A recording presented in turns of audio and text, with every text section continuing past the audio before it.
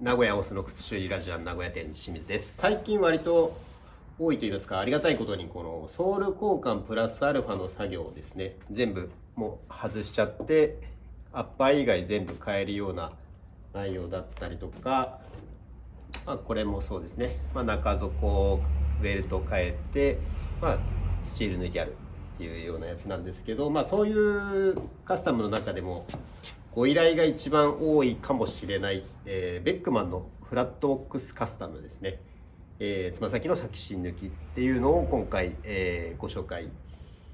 させていただきます。まず作業前の状態はこんな感じでした。